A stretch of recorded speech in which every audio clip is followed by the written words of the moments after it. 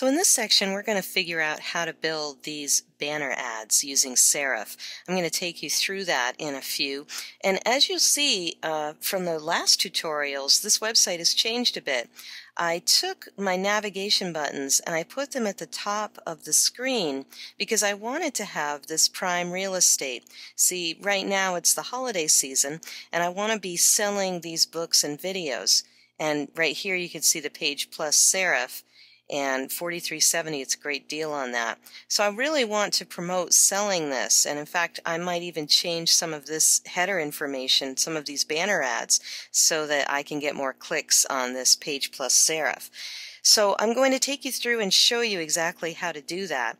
So let's get into how we use serif to build these wonderful headers at the top of the page. So when I open it, this is from Serif. It's called PagePlusX3. It's a publisher professional. And this window opens, so I can either start a new publication, I can use one of their design templates. This is great if you want to do newsletters or flyers or things like that. You can certainly use their templates. I can open a save publication, and I can also browse their tutorials. So I'm just going to show you how to make a basic header with the header that you saw from my website 101 class. Okay, so you can see these are all of my GotClicks graphics that I've created in here so far. And the one that I want is the website 101 class. So I'm just going to double click on that. You can add photographs to it. These are different pieces of it. If you used a program like Publisher, this is very similar, very familiar with that. I just like it because it has a few more features that Publisher simply doesn't have. So let me start one piece at a time. I'm just going to take all these pieces out of here. So the first thing I start with is the page setup. And the way I go about doing that is I go under my file, and page setup is here.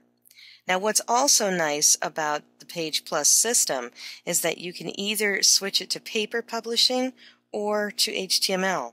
So this would be my paper publishing, and then if I want to switch to web publishing, I click here. I can even preview my project. Here, let me put this all back together again so you can see it. I can preview it in Mozilla, or I can preview it in Explorer, which is so nice. And I hit File, Preview in Browser. And when I click on Preview in Browser, it's going to show me how it's going to look in the browser. Isn't that neat? I love that feature. So let me get back to Page Plus. Okay. So if I want to set up my header, you remember in RV Site Builder that the size needs to be 780 by 120 pixels. This one's slightly smaller because it's my banner ad. I don't want it as big as my header, but for grins, let's just go ahead and make it into a header. So my page setup, I clicked again on File and Page Setup, and then it tells me the width.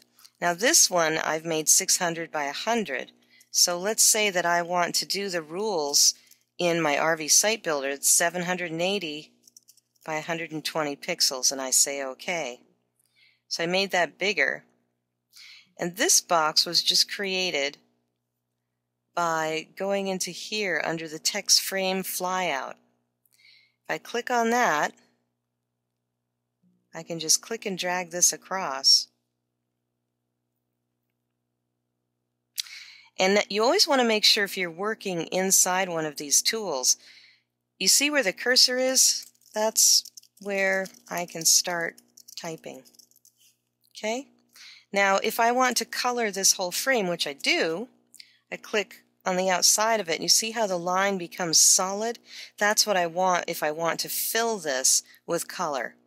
So I've double-clicked on this box, and now I'm going to right-click, and it gives me all of these different options.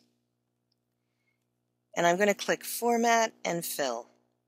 And it gives me all the different colors here. I'll just choose this burgundy color and click OK. Now that's a pretty flat looking color, and I want to make it three-dimensional like this button. So how do I do that? I'm going to right-click again, click on Filter Effects, and I check 3D effects. And there I go. I make that really cool button. There's a lot of other effects you can play with in here too. Now, I want this website 101. I'm going to make another text box again. And this is where my fonts are. This is where my fonts are. And I'm just going to click and drag to the font that I like. And yes, you can import fonts as well. I did that for a client recently. If there's a font that you don't see, you can import them in. That's a neat feature too. So I'm just going to click Website 101. That's way too tiny. I just click and drag over it to highlight it. And my font sizes are up here, but just showing you some examples of what you can do. And if I want to change the color, make sure that the text is highlighted, not the box, but the text, and click Format, Fill, and I want it white. Click OK. You can see that writing's kind of flat. I'm going to do the same exact thing with my writing that I did with the box.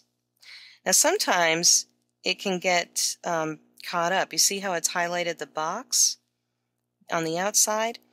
You kind of have to play with it sometimes. This is one gotcha with the program. If it's not allowing you to work with it, I move the box that it's under. This is all based on layers, okay? And if I have a layer here, and then I've got this picture here that I want to add, those are all different layers. So in order to control the arranging of the layers, if you use Publisher, it says Order. In this program, when I right-click, it says Arrange. And so if I highlight that photograph, let's say for some reason I want the photograph behind the red, I hit Arrange, and I can send it to the back. I can also hit Undo to take it out of there. So those are the real basic tools of the Page Plus.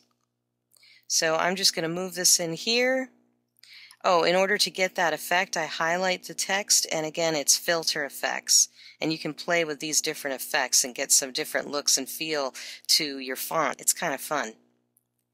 Then I've got my sold out here, which is just some clip art that I type text in. Okay, so that's a real quickie. And then when I'm ready, I just hit File, Export as Picture. And remember, in RV Site Builder, when you are creating files, there can be no spaces and no special characters. So if I was going to call this Header January, for example, that wouldn't work in RV Site Builder because it's got a space. Take the space out and hit Save. It's already going to save it in the JPEG file format. I save it, 780 by 120, and I'm ready to go. That's how you can create headers and banner ads for your RV Site Builder in PagePlusX3. If you want to get the program, again, you can go to the GotClicks website, and it's right here where you can purchase PagePlusX3 Publisher Professional.